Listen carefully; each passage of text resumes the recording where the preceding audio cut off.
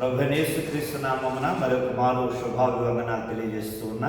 అందరూ బాగున్నారు కదా?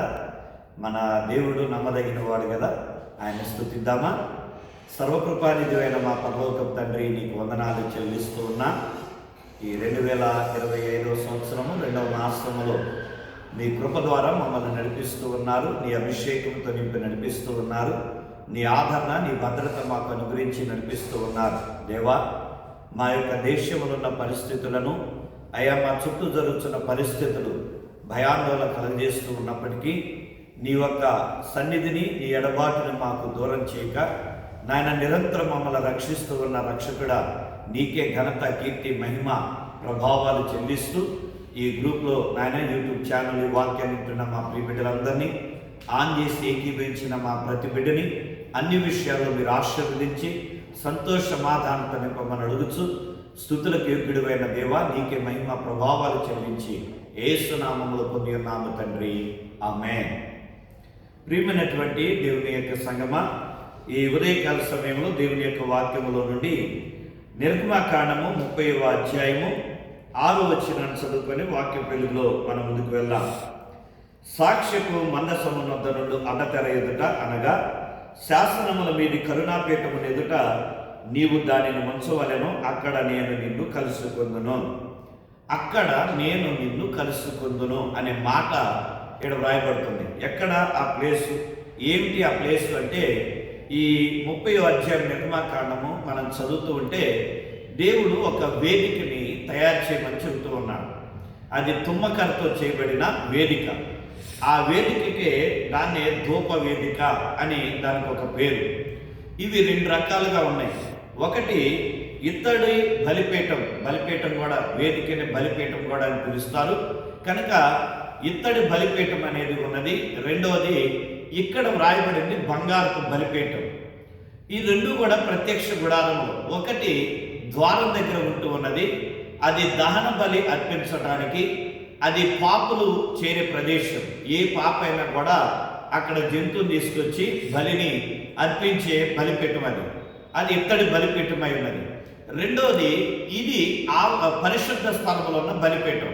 దీని యొక్క తుమ్మకరతో చేయబడిన, దీని పైపు ఒక బంగారంతో చేయబడినది కనుక ఈ బంగారపు బలిపీఠము ఇది దేనికి సాదృశ్యముగా ఉన్నదంటే, దేవునితో సహవాసం చేయటానికి, అలాగే పరిశుద్ధులైన వారు సమీపించేదగినది. ఈ విధంగా ఈ బలిపీఠాన్ని గురించి మనం చూస్తాం. అయితే ఈ బలిపీఠం మీద మరి ధూపాన్ని వేయాలి, దాన్ని నైవేద్యము అని అంటారు. ఈ ధూపము వేయటానికి ఈ 30వ అధ్యాయంలోనే 34వ వచనంలో రాయబడింది. 4 రకాల దినుసులను అక్కడ వాడుతూ ఉన్నారు. అది జటామాంసి, తర్వాత గోపి చందనము అని ఉంటుంది, గంధపు చెక్క, అలాగే మళ్ళా స్వచ్ఛమైన సాంబ్రాణి, గోపి చందనము. ఈ 4 రకాల దినుసులను ఈడ వేయాలి. వేసి ఆ యొక్క ధూపాన్ని దేవుడు ఆగ్రహిస్తాడు అని రాయబడింది. జస్ట్ అవుట్లైన్ వరకు చెబుతూ ఉన్నాను. ఈ విధంగా ఈ యొక్క బంగారు బలిపీఠం మీద ఈ 4 దినుసులతో కూడిన ఈ 4 పదార్థాలను నైవేద్యంగా ప్రభువుకి అర్పిస్తారు అని ఈ 30వ అధ్యాయంలో మనం చదువుతూ ఉన్నాం. అయితే ఇవి పైకి, ఆ పొగ పైకి లేస్తూ ఉన్నప్పుడు దాన్ని ప్రభు ఆగ్రహిస్తాడు. అలాగే ఈ బలిపీఠం పరిశుద్ధులు సమీపించేది అని మనం చూసాం. పరిశుద్ధ స్థలంలోనికి యాజకులే రావాలి, పాపులైన వారు రావటానికి వీలు లేదు. కాబట్టి ఇది పరిశుద్ధ సహవాసానికి సాదృశ్యమైనది.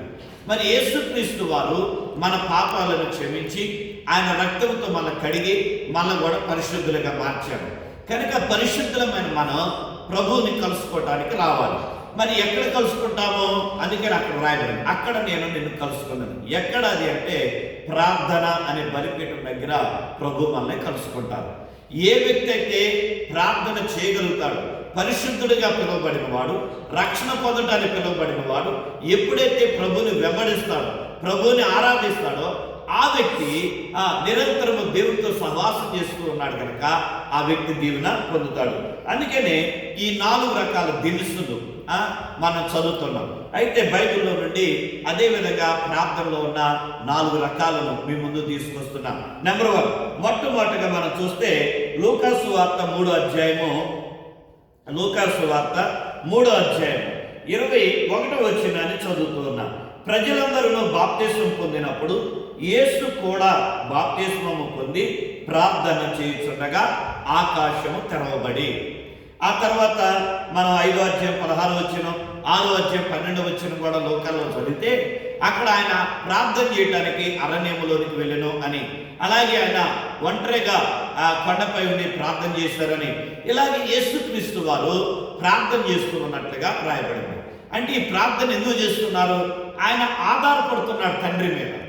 ప్రార్థన అనేది దేవుని మీద ఆధారపడుట అని జ్ఞాపకం చేస్తున్నాం. మొదటి దినుసు లేదా మొదటి అంశం ఏంటంటే ఆధారపడుట.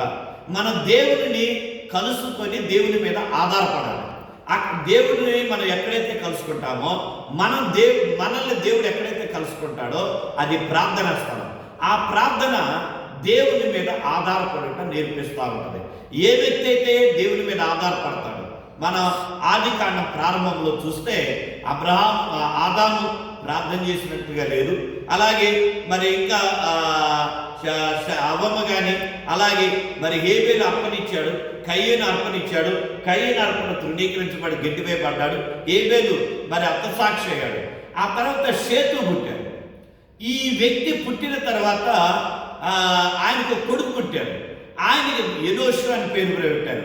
ఆ ఎనోషు పుట్టినప్పుడు అప్పుడు ప్రార్థన ఆరంభమైన అని రాయబడింది. అంటే అప్పటి వరకు ఒక ఫ్యామిలీ ఉంది, ఆ ఫ్యామిలీ దేవుని మీద ఆధారపడాలి. కానీ ఎప్పుడైతే ఇతనికి ఒక కుటుంబం ఏర్పడిందో, ఈయనకు ఒక కొడుకు పుట్టాడో, ఈయన దేవుని మీద ఆధారపడటం నేర్చుకున్నాడు. అందుకనే ఆ వంశీయమంతా కూడా దీవించబడింది. అలాగే మనం కూడా దేవుని మీద ఆధారపడినప్పుడు దేవుడు మనం దీవిస్తాడు ఏ పరిస్థితులైనా కూడా. అందుకనే ఈ మాట జ్ఞాపకం చేస్తున్నాను. రెండవదిగా మొదటి తిమోతి పత్రిక 2వ అధ్యాయము 8వ వచనంలో రాయబడిన మాట. మొదటి తిమోతి పత్రిక 2వ అధ్యాయము 8వ వచనంలో ఏం రాయబడుతున్నదంటే ఈ వచనాన్ని కూడా మనం ఒకసారి చదువుకొని దేవుణ్ణి స్తుతిద్దాం. దేవుని యొక్క వాక్యములో నుండి మొదటి తిమోతి 2వ అధ్యాయము 8వ వచనాన్ని చదువుతూ ఉన్నాం. ప్రతి స్థలమందును పురుషులు కోపమును సంశయమును లేనివారై పవిత్రమైన చేతులెత్తి ప్రార్థన చేయవలనని కోరుచున్నాను. ఇక్కడ రాయబడిన రెండో మాట ఏంటంటే పవిత్రమైన చేతులతో మనం ప్రార్థన చేయాలి. అంటే పవిత్రమైన అంటే పరిశుద్ధమైన. ఏ వ్యక్తి అయితే పరిశుద్ధుడుగా తన పాపములను విడిచిపెట్టి పాపములు ఒప్పుకొని దేవుని ఎదుట ప్రార్థన చేస్తాడో ఆ ప్రార్థన దేవుడు అంగీకరిస్తాడు. ఆ ప్రార్థన అంగీకరించబడదు. ఆయన మీద ఆధారపడిన వారు పరిశుద్ధమైన జీవితం జీవించి ఉండాలి అని దేవుని వాక్యం చెబుతుంది. నువ్వు దేవుని మీద ఆధారపడ్డావు మంచిదే, నువ్వు దేవునికి మొరపెడుతున్నావు మంచిదే. అయితే నీ జీవితం పవిత్రంగా ఉండాలి. నువ్వు పవిత్రుడివై పరిశుద్ధుడివై ఉండాలి. అప్పుడు నీ ప్రార్థన జవాబు వస్తుంది. అప్పుడు నువ్వు ఎవరి మీద ఆధారపడ్డావో ఆ దేవుడు నిన్ను ఆశీర్వదిస్తాడు. నీ పట్ల నువ్వు ఊహించిన వానికన్నా గొప్ప మేలుని ఆయన చేయగలుగుతాడు. అది దేవుని వాక్యం చెబుతున్న మాట. మూడవదిగా మనం చూసినట్లయితే మొదటి యోహాను పత్రిక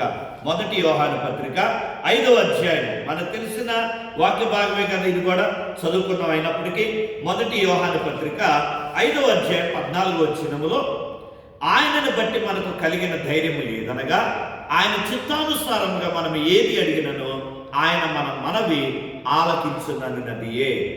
మూడవదిగా మొదటిది ఆధారపడుట, రెండవది పరిశుద్ధత, మూడవ దినుసు లోబడుట. దేవునికి లోబడిన వారు ప్రార్థనకి జవాబులు పొందుతారు. దేవుని యొక్క చిత్తాన్ని నెరవేర్చేవారు దేవుని యొక్క ఆశీర్వాదాన్ని అనుభవిస్తారు. అందుకని ఇక్కడ ఉంది ఆయనను బట్టి మనం కలిగిన ధైర్యం ఏదంటే ఆయన చిత్తానికి మనం లోబడాలి. ఆయన చిత్తానుసారంగా మనం అడగాలి. ఏది అవసరమో అది అడగాలి. అవసరం లేని అడగొద్దు. మనం అలా అడిగి ఆశీర్వాదాన్ని కోల్పోవద్దు. మనకి ఏది అవసరమో అది అడుగుదాం. అలాగే పరిశుద్ధంగా ఉండి అడుగుదాం. పరిశుద్ధమైన జీవితాన్ని జీవిస్తూ అడుగుదాం. అప్పుడు ఆయన మనకు అనుగ్రహిస్తారు. అది ప్రభు చెబుతున్న మాట. విధేయత లేకుండా లోబడకుండా ఎన్నడూ కూడా ఆశీర్వాదాన్ని పొందలేదు. ఇక నాలుగవదిగా జ్ఞాపకం చేస్తాను సమయాన్ని బట్టి. నాలుగవదిగా మార్కు సువార్త 11వ అధ్యాయంలో 24వ వచనంలో ఈ మాట మనం చదువుతూ ఉన్నాం. మార్కు సువార్త 11:24. అందుచేత ప్రార్థన చేయనప్పుడు మీరు అడుగుచున్న వాటి నెలను పొంది ఉన్నామని నమ్ముడి, అప్పుడు అవి మీకు కలుగునని మీతో చెప్పుచున్నాను. ఇక్కడ ఏం కావాలి? విశ్వాసం లేదా నమ్మకం అనేది కావాలి. దేవుని వాక్యం చెబుతుంది, నువ్వు ఆధారపడ్డావు, అలాగే నువ్వు పరిశుద్ధుడిగా ఉన్నావు. మూడవదిగా నువ్వు ఆయన యందు విధేయత కలిగి ఉన్నావు. నాలుగవదిగా విశ్వాసం అనేది ఉండాలి. అప్పుడు ఈ ప్రార్థన ధూపంలాగా పైకి ఎగసి ఆ ప్రభు యొక్క ఆ పరలోక సింహాసనాన్ని తాకి నీకు జవాబుని అనుగ్రహిస్తుంది. అందుకని ఇక్కడ నమ్మకం లేకపోతే ప్రార్థనకి జవాబు రాదు. కాబట్టి ప్రియమైన సహోదరి సహోదరుడా, మన దేవుని మీద ఆధారపడటమే ప్రార్థన. ఎక్కడైతే నువ్వు ప్రార్థన చేస్తావో అక్కడ ప్రభు నేను కలుసుకుంటాడు. ప్రభువుని మనం కలుసుకునే స్థలం, మనం ప్రభువుని కలుసుకునే స్థలం ప్రార్థనలోనే. ప్రార్థన ద్వారా తప్ప ఎక్కడ కూడా మనం ఆయన్ని కలుసుకోలేము. ప్రార్థనలోనే ఆయనతో మనం మాట్లాడగలుగుతాం. ఆయన మనతో మాట్లాడుతుంటే మనం వినగలుగుతాం. అయితే ఆయన మీద ఆధారపడిన మన ప్రార్థన ఆయన సన్నిధి చేరాలి అంటే పరిశుద్ధమైన జీవితం ఉండాలి, విధేయత కలిగిన జీవితం ఉండాలి, విశ్వాసం కలిగిన జీవితం ఉండాలి, ఆధారపడే జీవితం ఉండాలి. ప్రార్థన చేసుకున్నాం. సర్వశక్తిమంతుడా, సర్వకృపానిధి, నీ ఉన్నత నామాన్ని బట్టి స్తుతిస్తూ ఉండగా ఈ ఉదయకాల సమయంలో ఈ కొద్ది మాటలు మా బిడ్డల జీవితాలకి ఆశీర్వాదకరంగా మార్చి వారు చేసే ప్రతి ప్రార్థనకి మీ జవాబును అనుగ్రహించి నీ ఘనమైన కార్యాలు జరిగించి మహిమను పొందమని యేసు నామములో విశ్వాసంతో పొంది నామ తండ్రి, ఆమేన్.